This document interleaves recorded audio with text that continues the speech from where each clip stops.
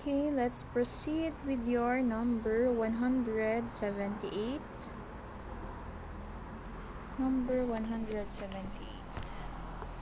So, tartar emetic is known to treat schistosomiasis. So, USP does not recognize tartar emetic as um, for emetic or expectorant properties. So, they designated it as an anti-schistosomal. So, for the treatment of schistosomiasis. So, letter C. Number 179, it is used as an inhalant in all pathological conditions accompanied by cyanosis and dyspnea. The answer here is oxygen. So, inhalations of oxygen relieve all pathological conditions that are accompanied by cyanosis and dyspnea. Examples of this are pneumonia, angina, asthma, and bronchitis. So, oxygen is used for the treatment of cyanosis and dyspnea. Examples are pneumonia, angina, asthma, and bronchitis. Number 180, produced by filling an orbital by an electron which is not removed from its atom but is held mutually or shared by two atoms concerned. So, the word here is shared by two atoms, that is your covalent bond. So, the sharing of two atoms, that is your covalent bond. Number 181, sorry. Which of the following elements imparts a characteristics violet color to non-luminous flame? That is your potassium again. So, potassium compounds impart a violet color to non-luminous flame. Your sodium will impart a persistent golden yellow. Your copper is will impart a emerald green or green in general. Number 182, generic term referring to vitreous material, that is your glass. So, glass is a generic term used to identify vitreous silicate materials. On cooling, a clear vitreous mass results. So, the base of your glass is sodium carbonate and calcium carbonate with silica. So, the base of your glass will be sodium carbonate and calcium carbonate plus silica. Number 183, the syllable bi in sodium bicarbonate and sodium biphosphates indicates that they are acid salts. So, the presence of your word bi in a compound will indicate that it is an acid salt. So, lahat ng may bi sa lahat ng compound that is taken to be an acid salts. Number 184, they are chemical compounds containing elements of high atomic numbers which will stop the passage of X-ray. The word here is stop the passage of X-rays. That is your letter B, radiopaque contrast media. Number 185, the brand name of ALOH3. Your ALOH3 is your aluminum hydroxide. The answer here is your amphogel. So, amphogel is used as an antacid. Again, your amphogel is also known as your aluminum hydroxide, which is used as an antacid. So, 186 are compounds which have the capability of functioning chemically as reducing agents. That is your antioxidant. So, antioxidants, they are used to retard oxidation and decomposition of the ingredients.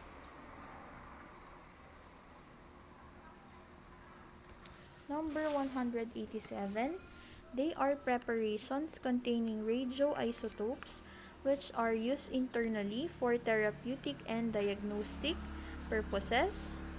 The answer here is letter A, radiopharmaceutical, which is this preparation is intended for in vivo use, which contains a radionuclide in the form of an element. So, radiopharmaceutical is intended for in vivo use.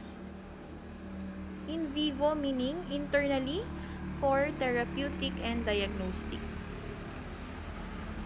So, kapag in vitro naman, that is your for external use. Number 188.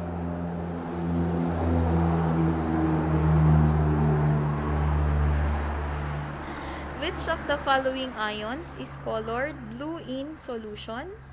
That is your letter A. So, cupric, salts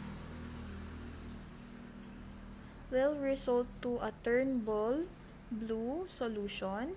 Your ferric will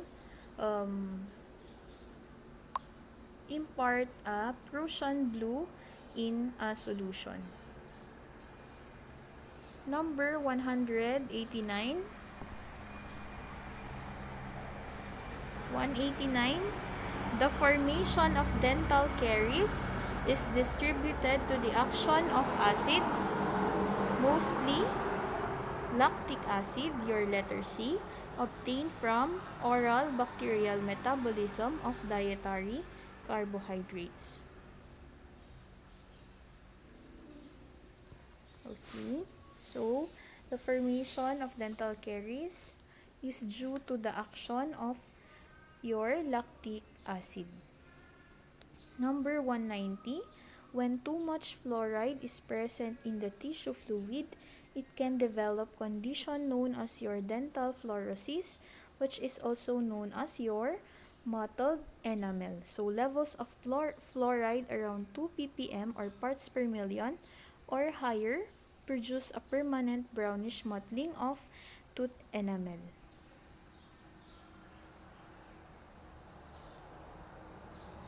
So, if your level of fluoride will be higher than that of the 2 parts per million, it will result to a dental fluorosis, or also known as your mottled enamel.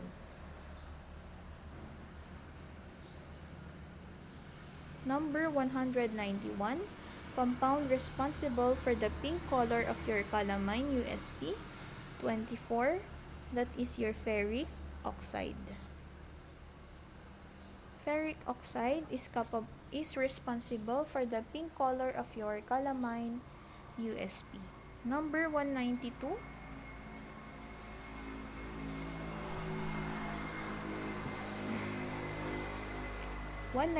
It is administered in an ice-cold condition to lessen its disagreeable bitter taste, parenterally used as an anticonvulsant.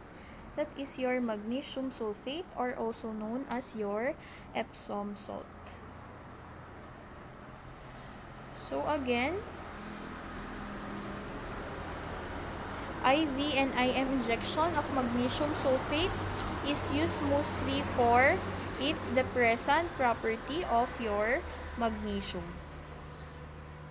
So your magnesium sulfate injection is also used to treat seasickness, hypertension, tetanus, spasm, and convulsions.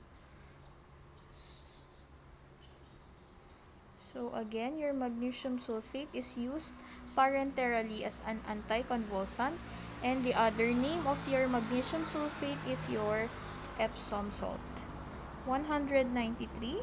Pharmaceutical ingredient of your calamine USP 24, that is your zinc oxide, which is an ingredient in coal tar ointment, calamine, calamine lotion, phenolated calamine lotion, compound resorcinol ointment. So your zinc oxide is the main active ingredient in your calamine USP.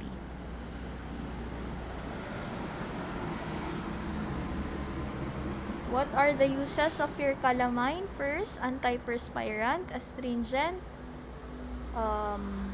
antiseptic. 194. Which of the following are examples of covalent bond? That is your letter C, peptide bonds and glycosidic bonds. So, your peptide bonds and glycosidic bonds are examples of your covalent bond. So, your covalent bond will result when two electrons of two atoms are paired and localized in the space between the two atoms. So, again, your covalent bond is the sharing of two electrons of two atoms. Number 195, the equilibrium constant for the dissociation of a weak acid of the type would be your letter E. That is your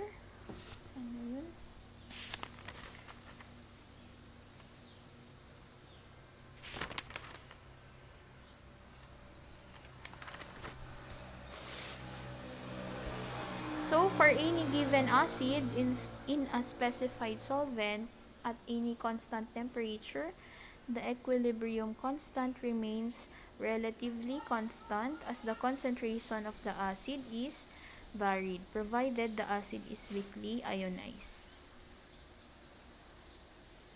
Okay, number 196.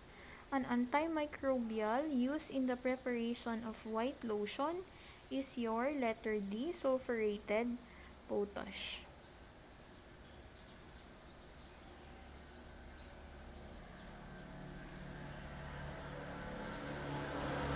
So, the chemical compound of your sulfurated potash or your white lotion is your zinc sulfate,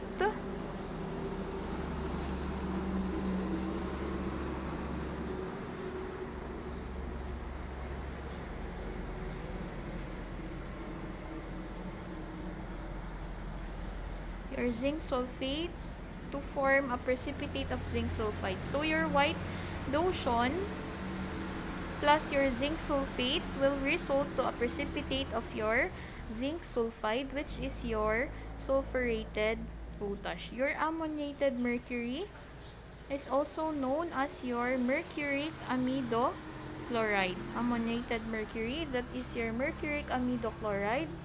Your sublime sulfur is your hydrogen sulfide. Precipitated sulfur is your sulfur plus calcium oxide plus hydrochloric acid. And your selenium sulfide is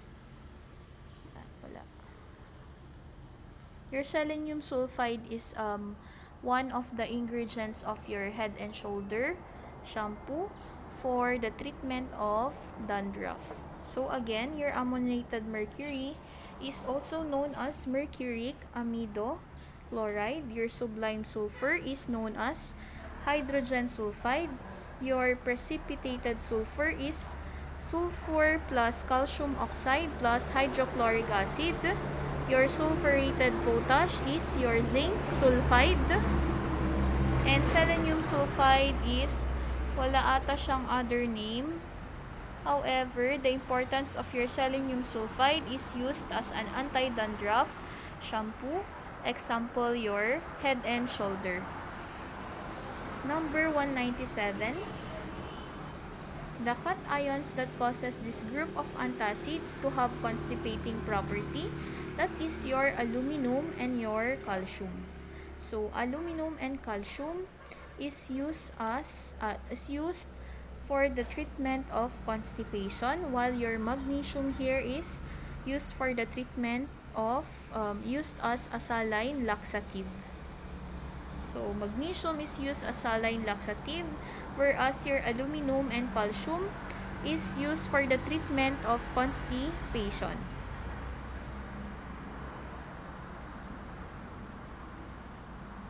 Okay, 198.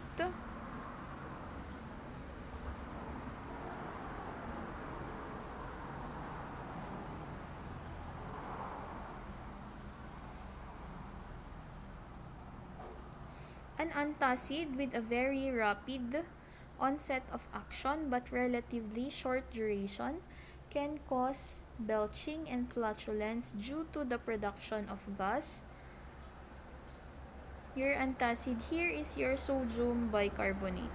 So, your sodium bicarbonate is a source of your carbon dioxide which causes the belching and flatulence. So, the production of your carbon dioxide will result to belching and flatulence. Okay? Number 199, it is the basis of smelling salts and occasionally used as leavening agent, hence the name of Baker's ammonia. That is your ammonium carbonate. So, ammonium carbonate is synonymous to your Baker's ammonia, which is used as a leavening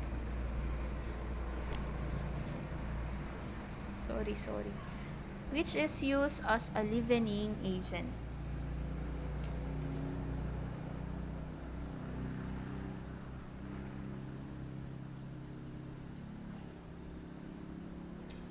Also, your ammonium carbonate is officially recognized in the preparation of your official aromatic ammonia spirit,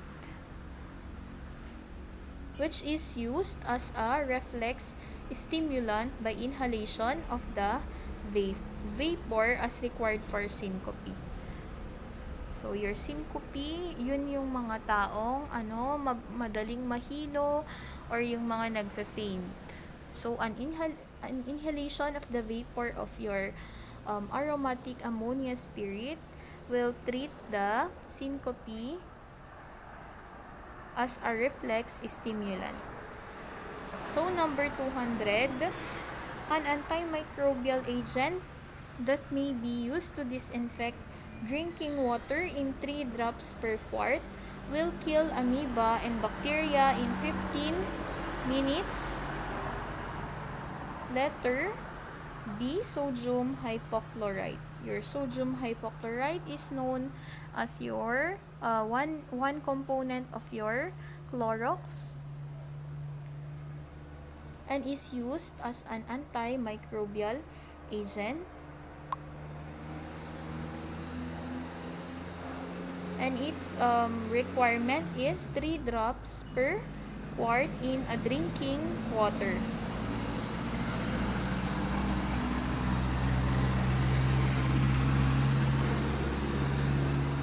Number 201, it is used as respiratory stimulant by inhaling the vapors. Again, that is your aromatic spirit of ammonia. For the treatment again of your syncope, reflex stimulant, aromatic spirit of ammonia. Number 202, a compound added to some antacids to serve as defoaming agent to prevent flatulence. Of course, that is your simeticone. So, your simeticone is used as anti-foaming agent and as anti-flatulent in gastric bloating. So, again, the use of simeticone is anti-foaming agent and as anti-flatulent. 203, the molarity of a solution is defined as the number of moles of solute per liter of solution. So, number of moles of solute over liter of solution, that is your molarity. The number of moles of solute dissolved in kilogram of solvent, that is your molality. And the number of equivalent weights per liter of solution, that is your normality.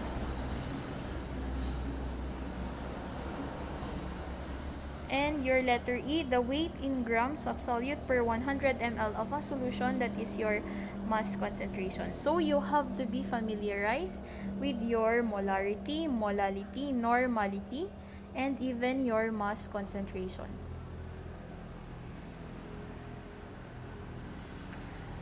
Okay, number 204, the form of water most commonly used as a solvent during the manufacture of parenteral, your water for injection. So, Yung most common use solvent for the manufacturing of your parenterals is your water for injection, whereas your sterile water of injection is used as a water for parenterals.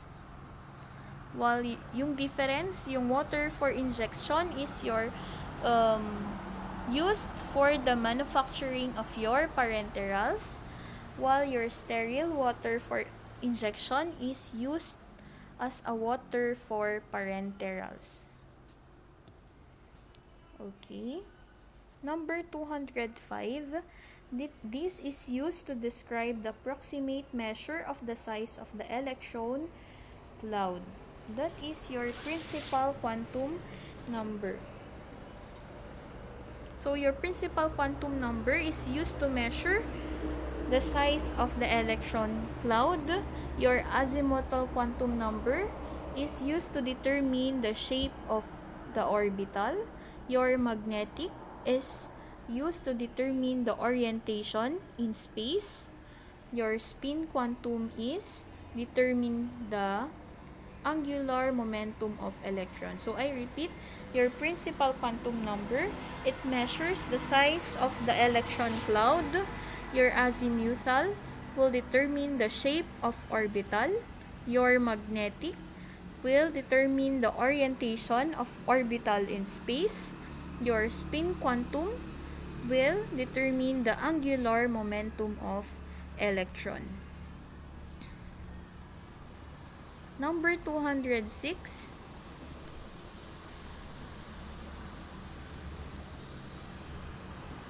If the ion product is less than Ksp, the solution is unsaturated. So, less than Ksp will result to an unsaturated solution. Number 207. Which of the following acid or conjugate base pairs would function best as a buffer at physiological pH? Letter D, dihydrogen phosphate or monohydrogen phosphate ion, and the pKa is equal to 6.86. So, it has a pKa value nearest to your 7.4, which is the physiological pH. So, take note, the normal physiological pH is pKa 7.4. pKa 7.4, which is the physiological pH. Number 208. A type or structure of complex where the interactant is a surfactant. A molecule possessing both a nonpolar and a polar portion is your micelle or micelle. So your micelle is an aggregate of surfactant dispersed in a liquid solution.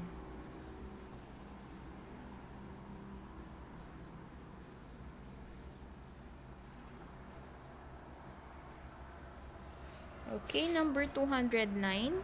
The method of preparation must be indicated on labels for letter D, purified water USP. So your purified water is the water obtained by distillation or by ion exchange treatment. So there are two processes to obtain your purified water. First is distillation, second ion exchange treatment. A caution is for its use is given by USP to the effect that purified water is not to be used for parenteral administration or in preparation to be used parenterally. So, yung ginagamit nila for parenteral administration, that is your sterile water for injection. And yung ginagamit nila for the preparation to be used parenterally, that is your water for injection. Number 210, conformation of organic molecules is most commonly determined by which of the following analytical method? That is your nuclear magnetic resonance. So, NMR, is one of the techniques used to obtain the physical, chemical, electronic, and structural information about a molecule. Number 211, which of the following is an example of a triprotic acid?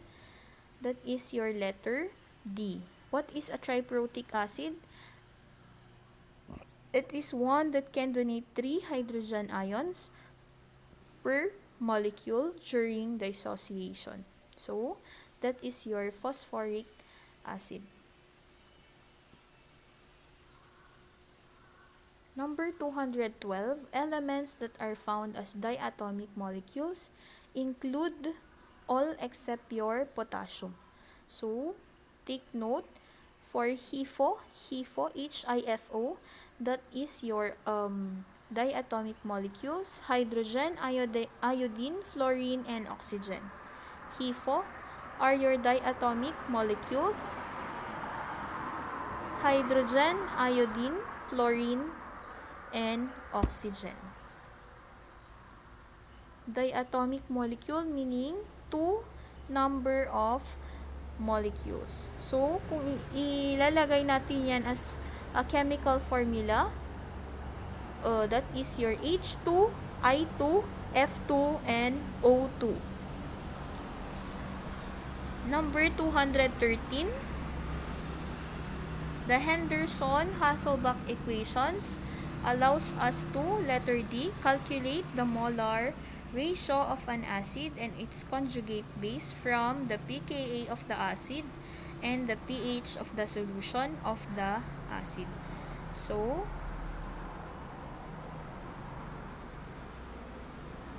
that is your Henderson-Hasselbalch equation.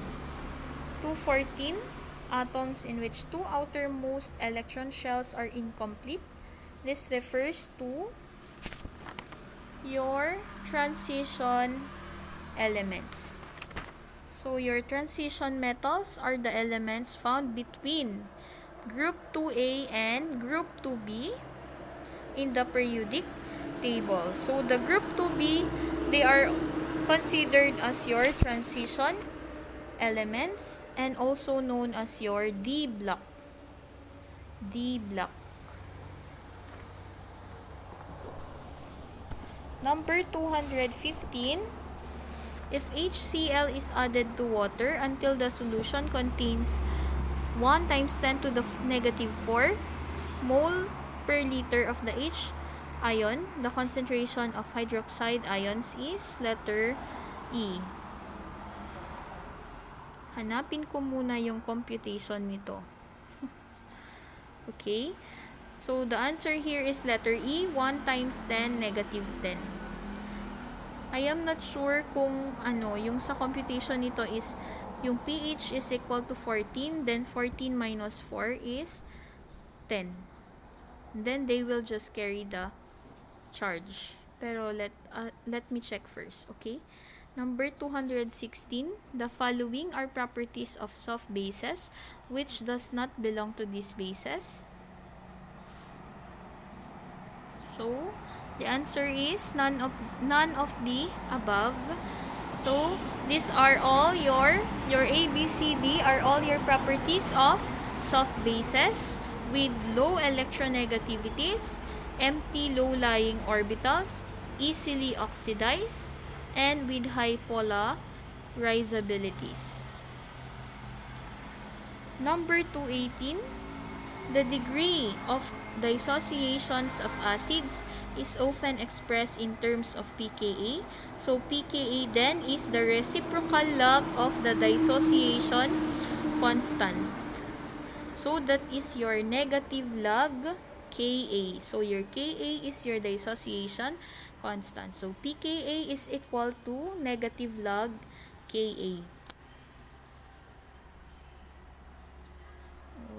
Okay.